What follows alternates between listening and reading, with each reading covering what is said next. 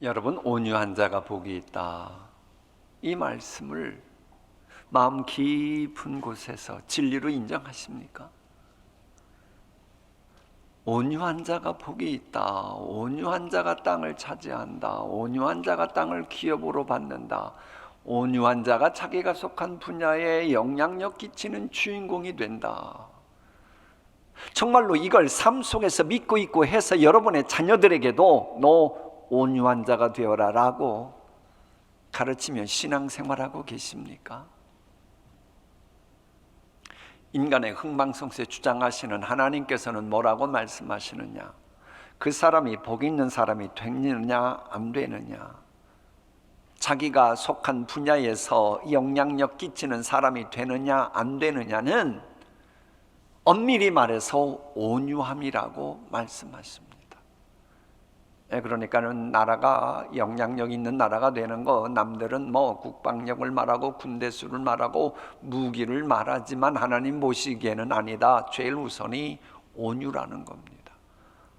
어떤 기업이 흥황하느냐 못하느냐, 그것도 실은 뭐 재력이 좋고 나쁘고 아니, 온유라는 거예요.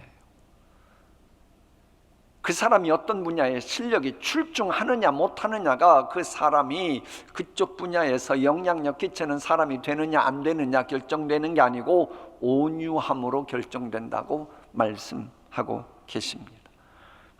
약육강식이 지배하는 정글 같은 세상 살아가는 현대인들 입장에서 볼 때에 물론 온유한 자가 복이 있다고 하는 것은 말도 안 되는 소리네, 아마 그렇게들 생각들을 할 겁니다. 어쩌면 여러분 가운데도 그런 분이 계실지 몰라요. 그러나 세상 사람들은 온유한 자가 복이라고 하는 것은 진리가 아니다라고 말할지라도 우리 하나님의 자녀가 되었다면 우리는 아니다, 온유한 자가 복이 있다라고 믿고 그에 합당한 삶을 살아가야 합니다. 왜? 믿는 사람들은 세상 사람들과 사고방식이 다르기 때문입니다. 새로운 피조물 된 우리가 새로운 피조물이 되지 못한 그들과 똑같은 수준이라면 뭔가 문제가 있는 겁니다.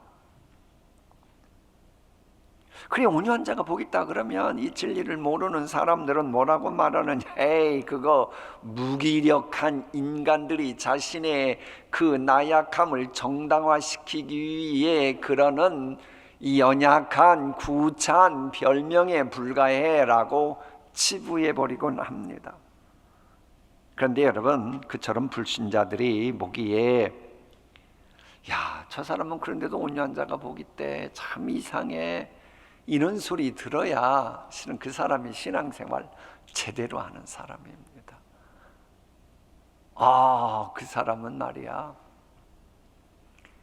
어쩜 우리하고 똑같게 하나도 틀림이 없이 모든 대화가 다 소통이 돼. 저 교인은 그래. 이 소리 들으면 그분은, 그런 불신자로부터 그 소리 듣는 분은 지금 신앙생활 엉터리로 하고 있음이 십중팔구 맞을 겁니다. 왜? 예수님께서는 빛을 모르는 어두움은 당연히 빛을 미워한다고 우리 주께서 지적하셨기 때문입니다. 자, 그럼에도 불구하고 이 온유한 자가 복이 있다는 이 말씀은 현대인들에게도요 절대 진리고, 이 기독교인이 이 온유의 참다운 의미를 말해주면 야, 온유한 자가 정말 복이 있네라고 말할 수밖에 없어요. 그런데도 왜 불신자들이 온유한 자가 복이 있다라고 하는 것은 진리가 아니라고 말하느냐? 그들은 교회 와보지 않았잖아요. 그러면 교인들이 온유한 모습 보이는 것을 보고 온유한 자를 판단하는데, 그들에게 보여준 기독교인들의 온유는 성경이 말하는 온유가 아니고 짝퉁 온유를 보여줬기 때문에요. 여러분 보세요. 하나님 모르는 사람들, 또 자기 통제를 못하는 사람은 큰 일을 하지 못한다, 이 정도는 다 아는 상식입니다. 온유 개념이 무엇인지 우리 다시 한번 알아야 돼요. 제가 이제 수십 년 전에 신학대학원 다닐 때에 그때 그걸 알고 충격받았던 게 뭐냐? 이 온유의 어원이었습니다.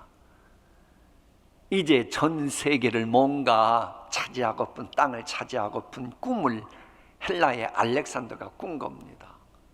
근데 그 꿈을 이루기 위해는 그때 당시는 뭐 탱크 있었던 시대도 아니고 비행기 있었던 시대도 아니니까 말을 타고 다니면서 전 세계를 누벼야 되는데 아니 말이 없는 거예요. 그래 어떻게 하느냐? 야생마를 잡아다가 길들인 겁니다. 근데 여러분, 야생마를 잡아다가 길들인다는 게 쉽습니까? 쉽지가 않아요. 그래도 땅을 차지하고픈 꿈이 있으니 포기는 할 수 없고 힘들고 어려워도 그 야생마들을 주인의 말을 잘 들을 수 있도록 길을 들인 겁니다. 마침내 주인이 고삐를 당기면 멈추고 빨리 가자고 하면 질주하는 준마의 모습으로 변해갔습니다. 야생마였다가 준마로 변한 말들을 타고 알렉산더 군대는 세계를 정복해가기 시작했습니다. 그래서 이 준마가 되어버린, 야생마였다가 준마가 되어버린 그 말들을 타고 알렉산더는 세계 역사상 가장 짧은 기간에 세계를 정복해가는 놀라운 쾌거를 이루었습니다. 이처럼 이 야생마가 준마처럼 주인의 말을 고분고분 잘 듣는 상태로 변화되는 것을 프라우테스, 온유라고 하는 것이고, 그런 온유한 말이 땅을 차지했잖아요. 그래서 온유한 자가 복이 있나니 땅을 기업으로 받을 것이요 온유한 자가 복이 있나니 땅을 차지한다고 말씀하고 계시는 겁니다. 그렇습니다. 자기 분야에서 영향력을 키워갈 참으로 온된 온유한 사람은 누구냐? 말씀대로, 인간의 흥망성쇠 주장하시는 그 말씀대로 살아가는 훈련이 되어 있는 사람, 그게 온유한 사람입니다. 야생마처럼 본능대로 살려고 하는 충동이 있지만은, 그것을 함부로 드러내려는 고집도 있지만은, 그런 고집이 말씀의 고삐에 의해 통제받는 것이 온유입니다. 여기서 우리가 오해하지 말아야 되는 게 있어요. 선인이건 악인이건 누구에게나 인기를 얻으려고 하는, 그 사람 참 부드러워, 그 사람이 복 있다, 이런 얘기입니까? 아닙니다. 그건 성경에 그런 이야기 없습니다.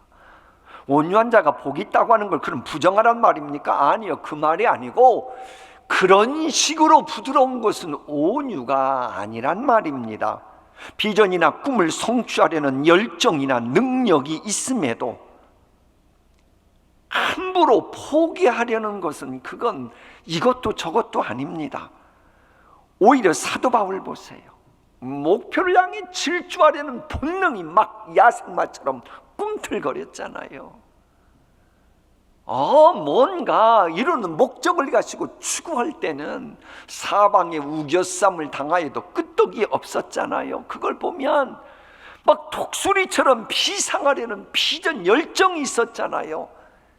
이것들이 말씀으로 컨트롤 됐던 게 사도 바울의 삶이고, 그래서 신약에 온유했던 인물이 바로 사도 바울이고, 그 사도 바울이 성령 충만한 가운데 성령의 열매 중 하나가 온유의 열매를 말하고 있는 겁니다. 이 야생마 같은 질주 본능, 그 무엇도 다 태워버릴 것 같은 불타는 열정, 어떤 장애물도 뛰어넘을 것 같은 능력, 파워, 이걸 유지하면서도 주님이 원하시는 대로 완급과 강약을 조절하는 자기 통제가 되는 상태가 온유인 거예요. 이런 온유가 어떤 분야건 이뤄봐요. 당연히 그쪽 분야에 영향력 끼쳐가는 사람으로 자리매김하죠. 그래서 이 온유는 그리스도의 장성한 분량까지 차가는 아주 고차원적인 품격 중에 하나가 바로 이 온유입니다. 온유는 화라산처럼 타오르는 능력과 지칠 줄 모르는 거룩한 근성이 같이 가야 그게 온유의 속성이 있는 겁니다. 온유, 재물 얻을 능력과도 동행하는 겁니다. 온유, 날아가는 새도 떨어뜨릴 만큼의 권세와도 기꺼이 손잡고 갈 수 있는 게 온유입니다. 부귀영화의 열매를 맺게 하는 잠재의 능력, 그것과 얼마든지 극대화시키며 나아가는 것이, 그게 바로 성경이 말하는 온유입니다. 왜? 온유는 야생마처럼 파워가 있는 것을 더 기막히게 활용하는 훈련이기 때문이에요. 우리가 잘 아는 대로 강력한 힘을 갖고 있지만은 아무 때나 힘을 사용하지 않고 공동체의 평화를 위해 힘을 쓰는 분들이 우리 교회에도 계십니다. 결정적으로 폭발하는 그런 에너지가 있지만, 그런 것이 화산처럼 타오르는 거 맞지만 그것을 기가 막히게 조절하는 능력 가진 분들이 계셔요. 거칠고 사나운 이 야생마가 아니고 방향과 속도를 조절할 줄 아는 척토마 같은, 명마 같은 참으로 소중한 분들이 계셔요. 이런 분들이 자기가 속한 분야에서 당연히 땅을 차지하죠. 그래, 미국 남부에 가면, 이건 제가 설교 준비하다가 본 책에 의한 거예요. 거기 가면 경주 경마대회 있잖아요. 경마대회에서 우승을 휘어잡는 명마를 조련하는 이 조련사들 사이에 하는 말이 있대요. 가장 온유한 말이 경주에 승리하는 경주마이다. 이게 무슨 말인가 알겠어요? 그러니까 이런 거예요. 직선 코스 갈 때는 야생마처럼 막 폭발적으로 막 질주하는 겁니다.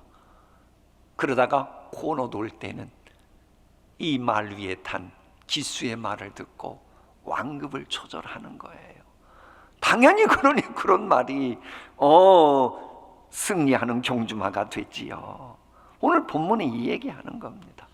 진실로 성경이 말하는 온유란, 이 사람이 말하면 이렇게 휘둘리고 저 사람이 말하면 저렇게 휘둘리는 그런 나약함이 아닙니다. 오히려 길들여진 명마처럼 에너지가 있음을 전제로 합니다. 다만 그 능력이 사용되는 방향은 파괴가 아니고 하나님의 말씀이 시전을 쫓아 과실을 맺어 말씀이 성취되도록 하는 쪽으로 이 에너지가 활용되는 것이, 그게 바로 온유입니다.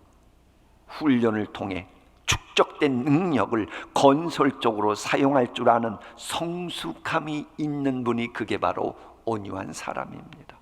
그런 온유가 있으면 참된 평화를 즐길 수 있겠죠. 그래서 이 온유와 화평은요, 서로 맞물려 가는 겁니다. 이걸 알아야 돼요. 자, 오늘의 말씀 함께 읽어볼까요? 시작. 온유한 자들은 땅을 차지하며 풍성한 화평으로 즐거워하리로다. 이 온유와 화평이 맞물려 있다고 하는 건 다른 곡도에서 한번 접근해 볼게요. 이 온유한 사람은 마음이 유약한 사람이 아니라 그랬죠. 마음이 유약한 사람은 온유한 게 아니고 전혀 비성경적인 이교도적인 영향받은 사람이에요. 왜? 하나님 뭐라고 말씀하셔요? 강하고 담대하라고 그러시잖아요. 심지가 견고한 자가 평강을 누린다고 말씀하시잖아요.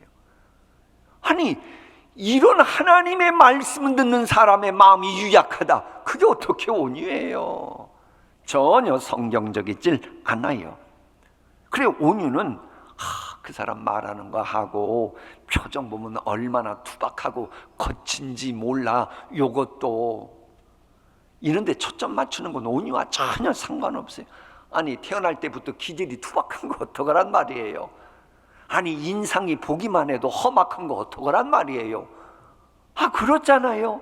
하나님이 그렇게 만들어 놓으시고 온유하지 못하다 그럴 뿐 같아요? 아니요, 그게 온유가 아니고 야생마 같은 기질, 에너지 같은 것이 통제되고 있느냐 아니냐의 온유의 초점이 모아져 있는 거예요. 착한 사람 컴플렉스 가지고 소신도 없이 분위기에 끌려다니는 분이 있어요. 억지로 끌려다니다 보니 마음속은 불평, 원망, 짜증으로 가득 찼어요. 그러다 보니 마음이 병들어갑니다. 그런데도 착한 사람 컴플렉스가 있어 겉으로는 막 웃어요. 괜찮은 척해요. 지금 속은 썩어 들어가고 있는데도 말이지요. 속은 썩어 들어가고 있고 해서 마음속으로는 증오가 막 꾸역꾸역 끓어오르고 있고 증오가 쌓여가는데도 그 증오를 핸들링 못해서 겉으로는 막 웃어요. 그게 온유한 줄로 알아요. 그게 아니고 착한 사람 컴플렉스에 지금 하수인으로 살아가고 있을 뿐입니다. 그걸 온유라고 한다면 그런 사람 마음속에 화평이 있겠어요? 아니에요, 없어요. 웃는 것 뿐이지 속에는 지금 증오가 타오르는데 어떻게 화평이 머무릅니까? 그럼 또 주변에 보면 부드러운 것처럼 보이면서도 아주 태만하고 게으른 사람들이 있어요. 그것도 온유가 아닙니다. 왜? 온유의 생성 과정은 훈련이잖아요. 근데 선수가 되어가지고 훈련도 안 받고 마음에 화평이 있겠어요? 안 되지요. 그럴 수가 없지요. 부드러운 이미지를 보이기 위해서 대충대충 살아가는 사람들, 힘을 극대화시키기 위해서 훈련하는 건데, 경건훈련 했다 그러면서 아주 무기력하게 신앙생활하는 사람들, 화평이 머무르지 않습니다. 전혀 성경적으로 온유한 것도 아닙니다. 간혹 싹싹하다는 소리는 듣긴 듣는데 도대체가 소신이 무엇인지 모르는 사람들이 있어요. 진리를 사장시킬지라도 임시 방편이라도 화평을 도모해야지. 이런 무골증 같은 사람들, 성경이 말하는 온유와는 거리가 멉니다. 도대체가 원칙도 없이 무조건 타협하는 사람들, 질서가 파괴되는 선례를 남기든지 말든지 좋은 게 좋은 것이 아니냐고 말하는 사람들, 여러분이 하나님이라면 그런 사람 축복의 통로로 사용하시겠습니까? 아닙니다. 하나님은 그런 사람 축복의 통로로 사용하시지 않습니다. 아니 도대체가 아무것도 없는 텅 빈 강정 같은 죽정이 같은 그런 사람, 그저 분위기 따라 이렇게 저렇게만 하는 부드러움 보고 괜찮다? 아니요. 왜 그렇게 죽정이가 됐어요? 성경이 말하는 온유가 아니고 짝퉁 온유를 가까이 하니 영양자가 하나도 없어서 쭉정이 신앙이 되어버린 겁니다. 그런 사람은 하나님께서 참된 평안 누리는 그 은혜 주시지도 않고 제대로 사용해 주시지도 않습니다. 그래 우리는 온유의 방향부터 분명히 알아야 합니다. 세상에는 똑똑한 사람이 있고 능력 있는 사람이 있습니다. 근데 하나님께서 왜 똑똑한 사람, 능력 있는 사람 만드셨다고 생각합니까? 왜 자기보다 못나고 무능력한 사람들 앞에서 좀 잘난 척하고 비교해서 우월의식 가지고 교만하고 오만방자하라고 하나님께서 똑똑하고 잘난 은혜 주셨다고 생각합니까? 아닙니다. 전혀 그렇지 않아요. 다른 사람들 무능함 위에 서서 군림하라고 똑똑하고 능력 있게 만드셨습니까? 아니라니까요. 아니 믿음의 조상 아브라함을 하나님께서 어떻게 복 주셔요? 복 주실 때 뭐라고 말씀하셔요? 너는 그 복을 받아가지고 주변 사람들 복되게 하라고 그거 주셨잖아요. 그러므로 내게 그 엄청난 야생마 같은 기질과 에너지가 있는 것이 올바로 사용하는 방향은 뭐예요? 남 위에 군림하는 게 아니고 나보다 열악하고 좀 못나 보이는 그들로 하여금 힘을 주고 섬기라고 하나님이 그 복을 주신 겁니다. 내게 화라사 같은 에너지가 있고 지혜가 샘솟듯 솟아오르는 존재가 맞고, 그래도 보통 사람들은 그럴 때 자신의 컴플렉스를 커버하기 위해서 남을 희생양 삼으면서 잘난 체하고 똑똑한 척 그러는데, 우리 주님의 제자들은 그러는 게 아니고 오히려 남을 살리고 남으로 하여금 살만 나게 하는, 그러라고 똑똑함 주고 은혜 주신 것이고 훈련시켜서 야생마를 준마 명마로 만들어 주신 겁니다. 이게 온유의 방향성입니다. 자, 그런데 여러분, 우리 교회에 보면 분명 능력 있는 분이에요. 사회적으로도 인정받는 그런 분입니다. 그런데도 그런 뛰어난 점을 가지고도 조용히 교회를 섬기고 형제자매들을 섬기는 쪽으로 사용하는 분들이 계신데, 여러분 그게 쉬운 줄 아십니까? 온유한 자가 되라 그럴 때 쉬워서 하라는 줄 아닙니까? 아니에요. 자기 십자가 져야 되는 고통이 있어야 돼요. 죄성 가진 인간은 죽느냐 사느냐는 정글 같은 세상 살아가면서 그게 몸에 뱉기 때문에 하나님 말씀대로 가고 서고 달리고 그때마다 순종한다는 것은 거의 불가능에 가깝습니다. 어렵습니다. 그리고 죄성 가진 인간은 누구에게나 야생마 같은 기질들이 있어요. 그러니까는 사람 가운데 처음부터 온유한 자는 없다는 말입니다. 인간이라면 누구나 주변 사람들이 힘들게 하면 욱하는 게 있습니다. 끌어오르는 게 있습니다. 설교 준비하다가 발견한 글입니다. 인간은 비난받을 때 자존심이 상하는 것을 경험한다. 누가 뭐라고 하면 대꾸하고 싶고 부딪히고 싶다. 상처받은 자존심은 언제 터질지 모르는 화약고와도 같다.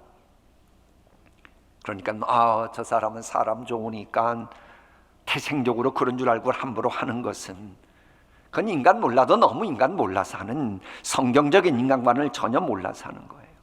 정상적인 사람이면 누구나 할 것 없이 모욕을 받고 업신여김 당하면 참고 참는 것 같아도 참는 게 아니고 용수철 누르듯이 누르고 있다가 어느 순간 폭발하면 다이너마이트처럼 나도 너도 예측 못하는 결과가 이루어지는 거예요. 그래서 어떤 사람은 사람 죽이기도 하고 그러는 거 아닙니까? 이게 죄성 있는 인간입니다. 그런데요, 이런 죄성 있는 인간이 어느 날, 나처럼 문제 있는 나를 위해서 저 영광 모자 버리시고 이 땅에 오셔서 내 대신 십자가에서 죽으시고 내게 소망 주시기에 부활까지 하시고, 그런 분이 계시구나. 그럴 때 그걸 깨닫게 하는 성령님께서 말씀을 주시고 마음을 감화감동시키면, 그때부터는 이제 서서히 야생마 같았던 분이 말씀대로 순종하는 것이 하나씩 둘씩 생겨요. 이게 바로 온유해져 가는 겁니다. 그래서 하나님은 그런 사람을 사용하시는 겁니다. 어느 형제님의 책에 나오는 글을 인용합니다. 좋은 차일수록 가속 페달을 밟으면 쏜살같이 앞으로 나아간다.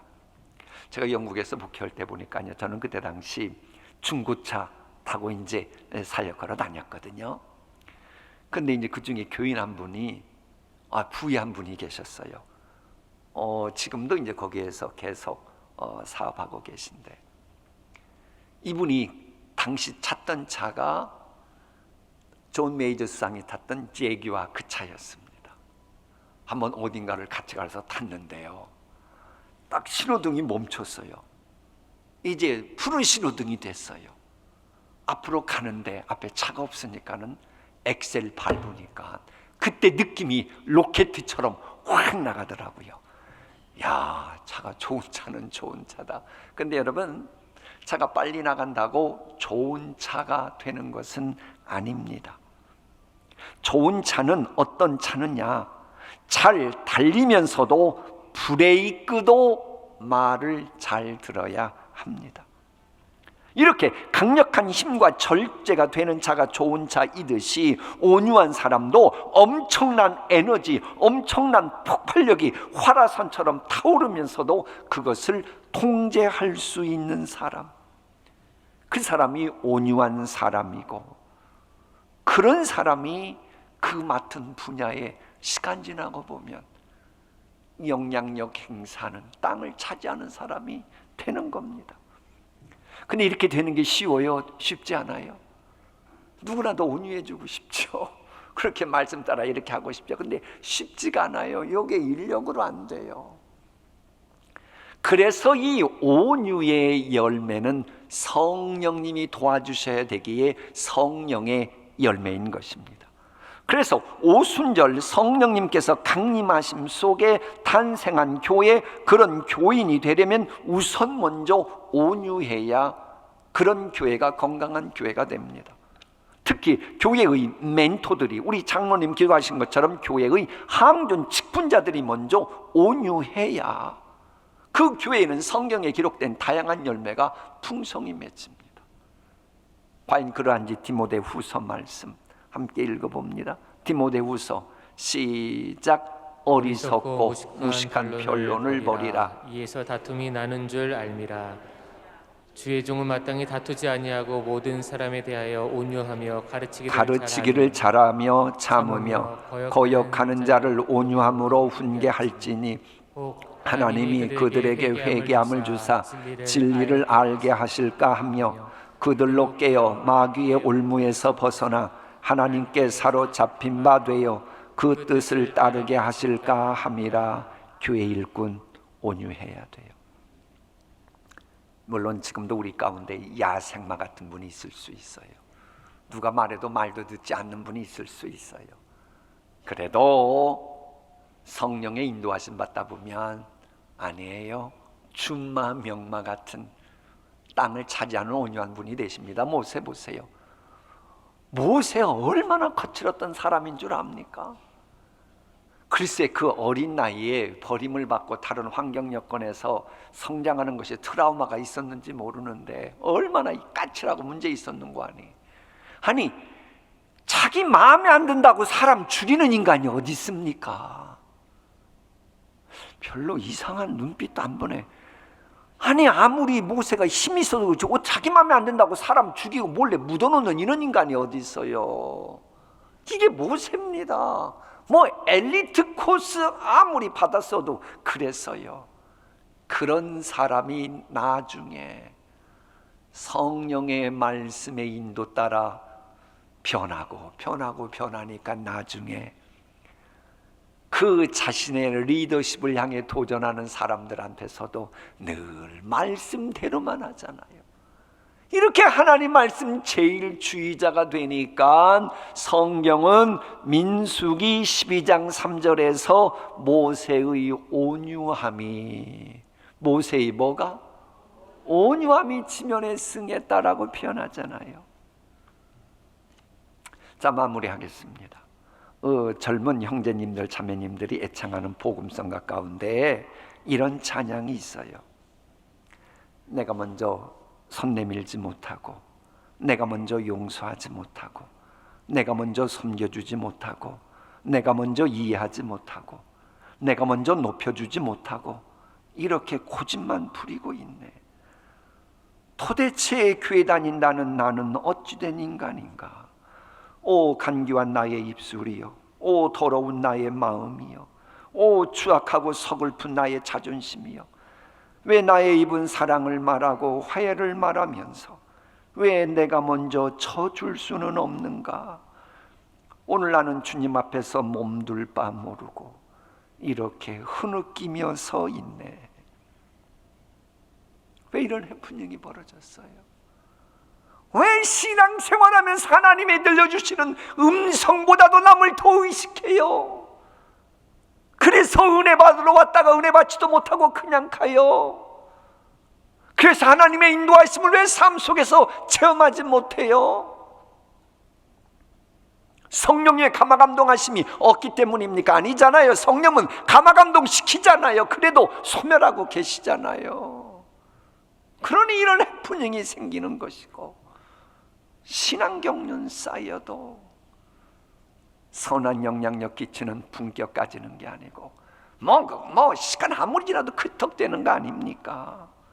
여러분, 세상이 아무리 악으로 기울어진다고 해도 예수님 제자들은 남들 눈치 보지 말고 예수님의 제자답게 내 주인 되신 주님 뜻대로만 살아가야지요. 온유해야지요. 사실 많은 사람들이 의롭지 못한 방법, 성경과는 거리가 먼 자기 소견을 절대시하면서 신앙생활하는 사람들이 있다 보니 믿음이 약한 사람들은 하나님 말씀 내에 이끌려 살아가는 것을 어느 순간부터 포기해버려요. 그리고 그게 지혜로운 줄 알아요. 그래서 인간이 사는 사회건 교회건 더욱 어두워지고 더욱 모순된 일이 발생하고 있고, 불의와 악이 행패를 부리고 있어도 무덤덤해져 버리는 거예요. 그러나 주님의 제자들은 아무리 사회가 그래도 어떤 상황에서도 온유함을 단념하면 안 됩니다. 출애굽한 이스라엘 백성들, 그들 교회 안 다닌 게 아닙니다. 안식을 지키라는 계명 속에 성막 나왔던 분들입니다. 그런데 어떻게 됐어요? 성막 나오긴 나왔는데 그저 그날 만나 매출하기 그걸로 만족했던 사람들은 죄송합니다, 약속의 땅 들어가지 못하고 광야에서 죽임당하고 묻히고 말았어요. 그런데 똑같은 광야 생활하면서도 만나 매출하기 먹으면서도 이번 주 수요일부터 우리가 이제 신명기 또 공동체 성경 읽기 합니다만은 이 말씀에 의해 제자 훈련 받았던 사람들은 하나님이 다 약속의 땅으로 인도해 주시잖아요. 땅을 차지하는 겁니다. 온유해지는 훈련이 돼야 하나님이 땅을 주시는 것입니다. 우리 믿는 사람들은 형편이 좋을 때만 온유하게 혹은 말씀대로 살겠다, 그러면 온유도 아니지요. 말씀 순종도 아니지요. 남들은 다 진리에서 떠날지라도 나 한 사람만이라도 말씀대로 살리라. 이익과 손해에 좌우되지 않아야 온유입니다. 대접받고 멸시받고에 따라 말씀대로 살고 안 살고가 결정되면 그건 온유가 아닙니다. 악인이 아무리 형통하는 상황일지라도 나만이라도 믿는 주변의 사람 모두 다 세상과 타협하며 살아갈지라도 나만이라도 주의 말씀대로 온유를 양보하지 않고 온유한 자가 복 있다는 말씀을 내 식물로 삼고 살아가는 사람, 그 사람이 하나님 마음이 합한 사람이고 하나님께서는 그런 사람에게 땅을 기업으로 차지하는 복, 맡은 분야에서 영향력 있는 삶을 살도록 복을 보장해 주시고 또 그래야 참된 평화를 즐기지 않겠습니까? 자, 오늘의 말씀 다 함께 읽고 설교 마치겠습니다. 온유한 자가 복이 있나니 온유한 자들은 땅을 차지하며 풍성한 화평으로 즐거워하리로다. 아멘. 기도하십니다.